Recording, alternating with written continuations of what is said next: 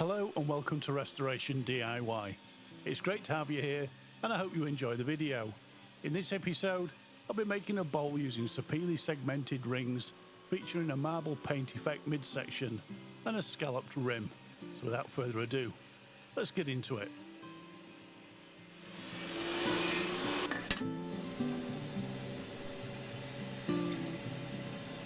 The first task was to cut the Sapele to size to suit the segmented rings. The thickness was a consistent 25mm.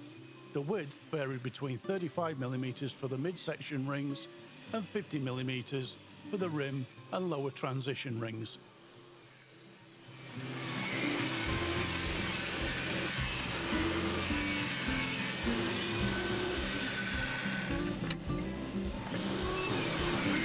I used to cut these lengths on the bandsaw, but I was struggling to keep the sizes consistent. This was caused by the blade drifting, and I would end up having to run the timber through the thicknesser to rectify the error. So I've gone back to using the circular saw. This solves the problem, and then the timber can be cut into segments. This project has 9 rings, each with 12 segments, including 2 feature rings and the rim. The feature ring has segments in it that were left over from a previous project, but more on that later.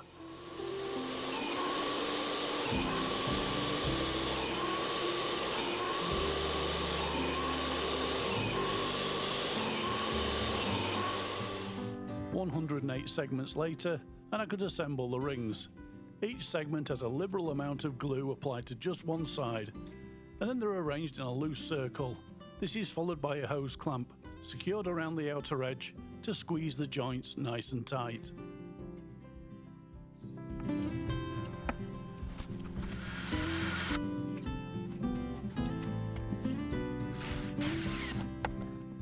A quick tap with a hammer to level the segments, and that's the first ring done.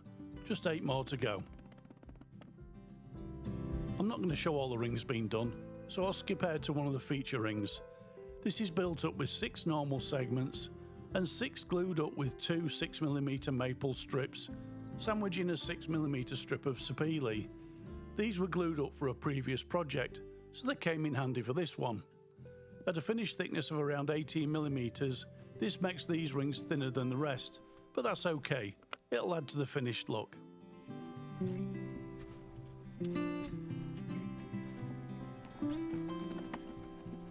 Another quick tap to settle the segments, and that's it done. The rest were all assembled in the same way and left overnight for the glue to cure. It's the next day, and with the hose clamps removed, the rings are ready to be sanded. I sand both sides with a drum sander fitted with 100 grit paper. This makes short work of levelling the segments down to a consistent surface, which is perfect for gluing.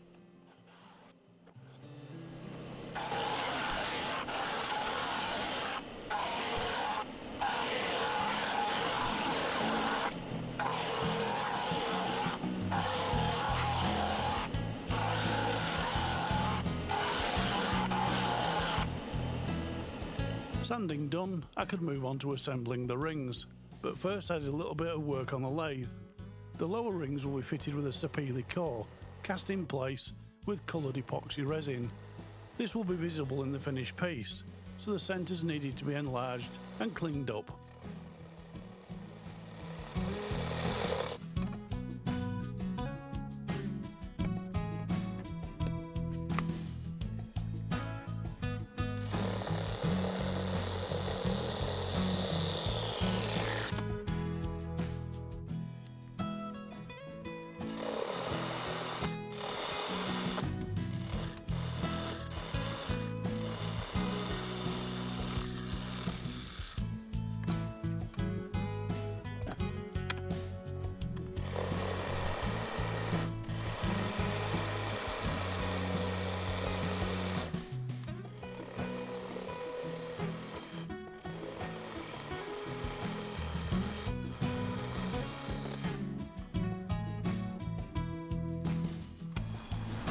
First 2 rings done, they were bonded together with rapid setting epoxy resin.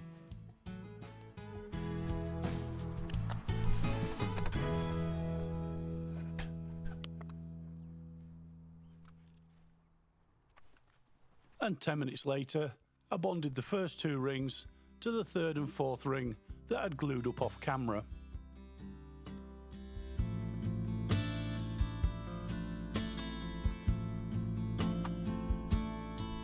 The next glue up was for the feature midsection. This consisted of 3 rings, and because I didn't need them until the next day, I assembled them using standard wood glue.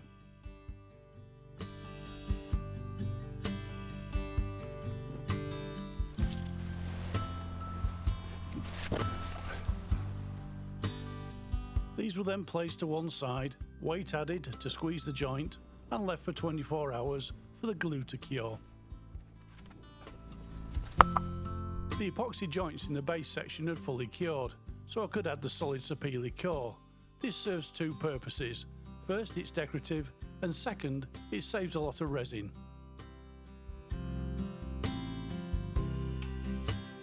Super glue and mixing sticks hold the sapele in place, and with that done, it was ready for casting.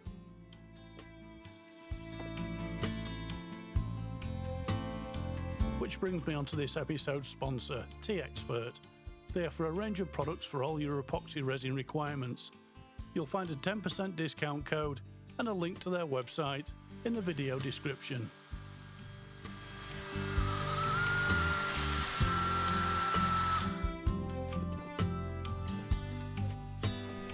The chosen colour for the resin was black, and once it was mixed, it could go straight into the blank.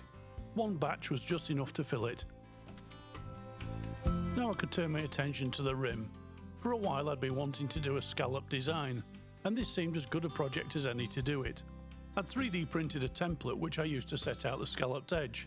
Once in position, I drew a pencil line around it, then it was over to the bandsaw, and if I'd remembered to press record, you could have watched me cut it out. But in any case, this is what it looked like after it was done. The oscillating spindle sander came into its own to finish the shaping. It's fitted with an 80 grit loading on the largest cylinder. This made short work of removing the waste, and I think this is the first time in the 3 years I've owned this machine that I actually needed it. When I bought it I was convinced I'd be using it every weekend, but all it's ever done is sit on a shelf and gather dust.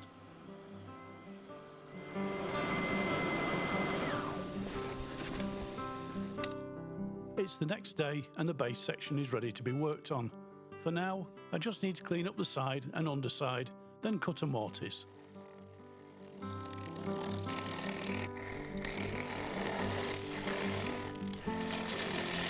A freshly sharpened bowl gouge very quickly had the blank cleaned up, and I was pleased to see the sapele core centred in the epoxy resin.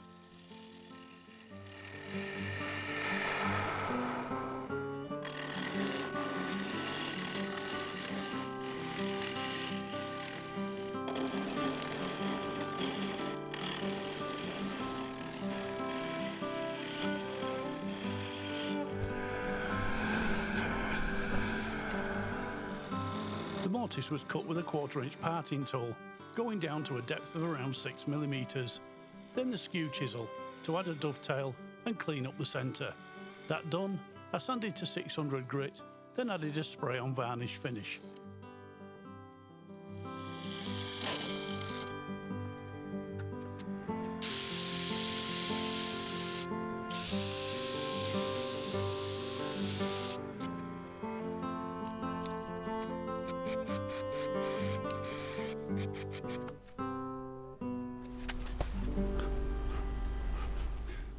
After a couple of hours the varnish was dry, so I could assemble the blank.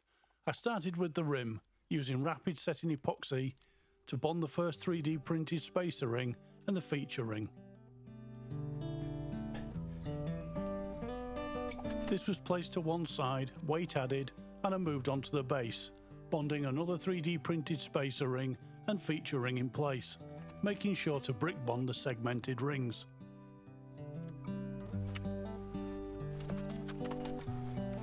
Ten minutes later, another 3D printed spacer, followed by the midsection.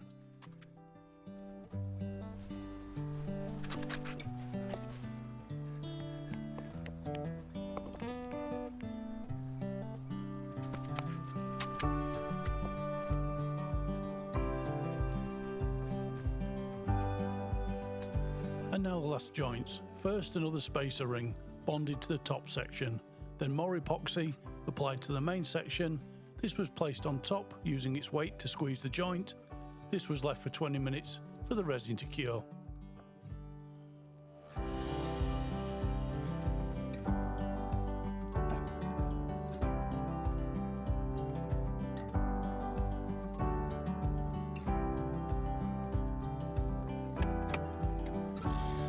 I fixed a completed blank onto the 4-jaw chuck and pinned it in place with a tailstock. Then I could get on with some wood turning.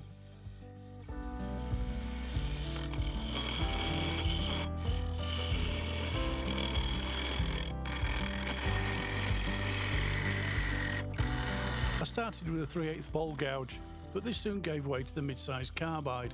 The design was already preset in my mind, and with this being a segmented bowl, there wasn't a lot of waste material to remove.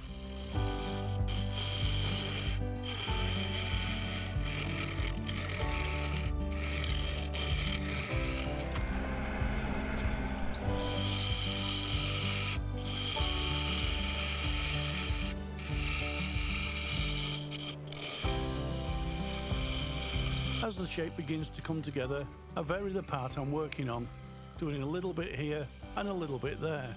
What I'm doing is I'm working on the proportions. Spend too long on one part and I might remove too much, and you can't put back what you've taken away.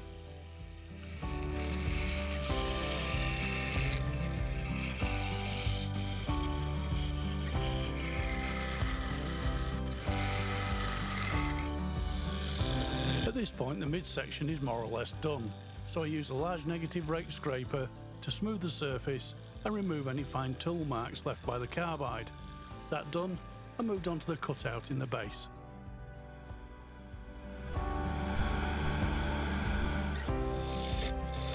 The bowl gouge came out once more to cut through the sapele to hopefully expose the black resin in the core, but as I got close I started worrying about getting a catch, so I switched to the carbide.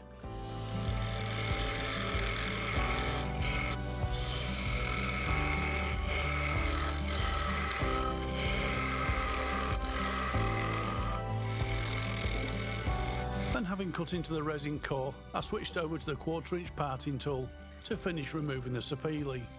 The straight cutting edge also gave me a crisp line on the upper and lower part of the black epoxy.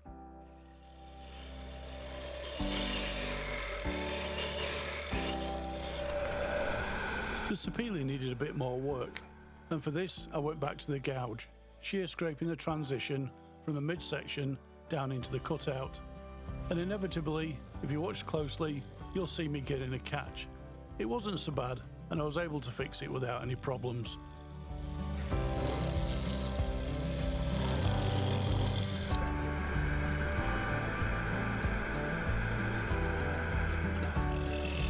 The foot of the bowl was next. This was thinned down and I added a step. A little bit more work from the spindle gouge, and that was the outer part mostly done. I still had some work to do to the rim, but that would have to wait. So for now, I sanded with 80 grit, then moved on to the inside.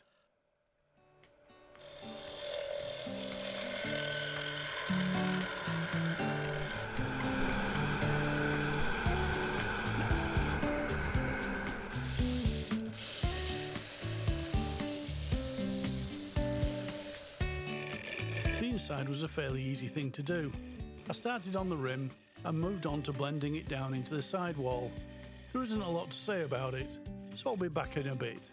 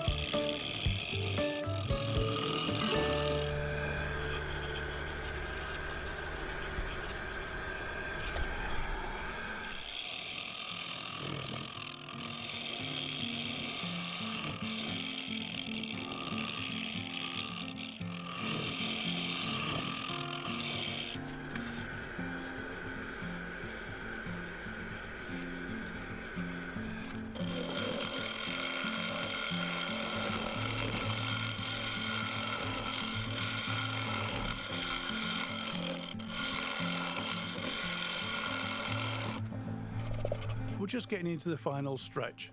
The base really should have been taken a bit deeper to expose a sapele core, but I was keen to finish this, so solid resin it is. Also, I did try to film me undercutting the rim, but there just wasn't enough room for the camera, but you can see it being done about halfway through. Anyway, that's the inside done.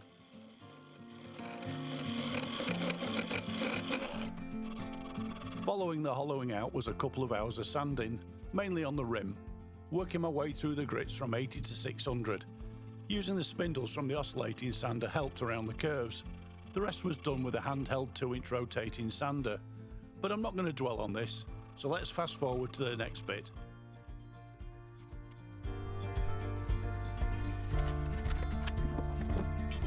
Next, I had to prepare the surface for painting. This began with a good clean with denatured alcohol.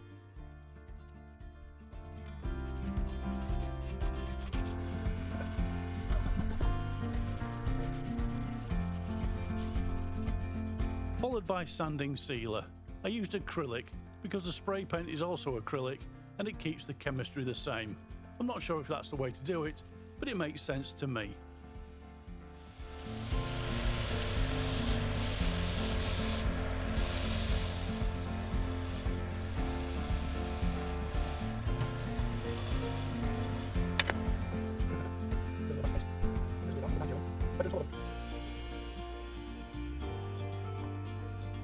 After a couple of coats of sealer, I gave it an hour to dry, then I masked off the upper and lower section. Only the midsection was being painted. I used a thin tape to just cover the black spacer on either side and followed this with standard masking tape to cover the rest.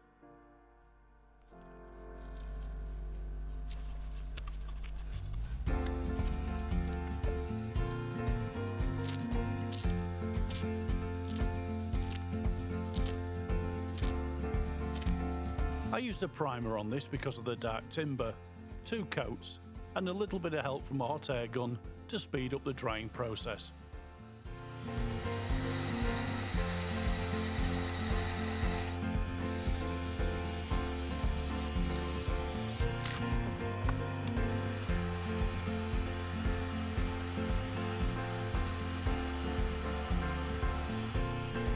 Then the top coat, Montana Shot White, and this only needed one heavy layer.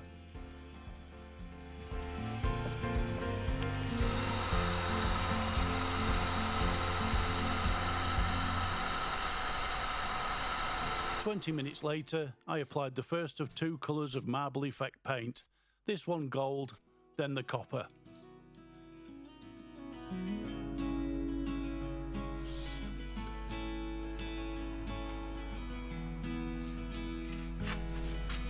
I went with 2 colours because that's what I had, but I needed to take care. Just one brief spray of each was enough to achieve the desired effect.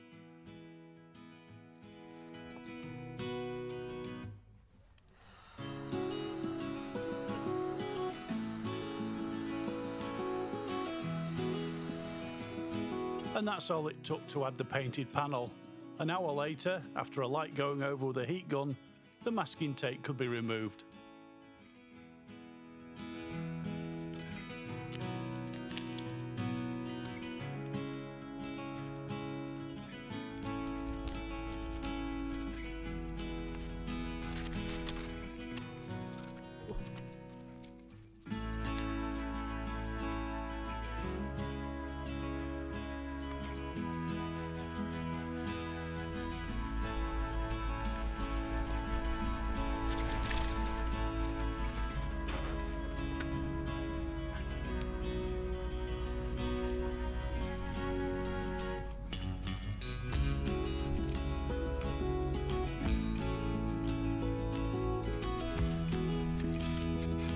To finish it off, I added 3 coats of Montana varnish. This took a bit longer than the paint. I wanted to be sure each coat dried between applications. In total, about an hour and a half.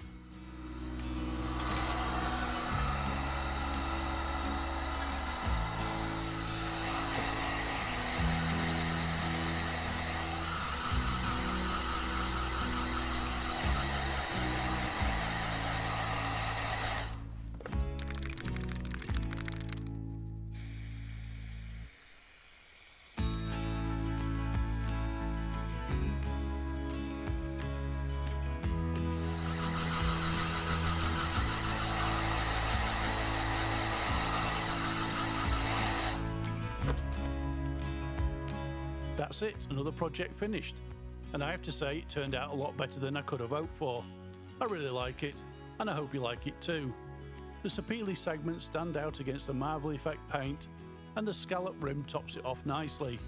I'll be experimenting with some more rim shapes on upcoming projects. But with all that said, I'd like to thank you all for watching. Currently 70% of the people watching these videos are not subscribers, so please subscribe if you haven't already. A thumbs up will be much appreciated, and comments are always welcome. I'll see you in the next one. Goodbye for now.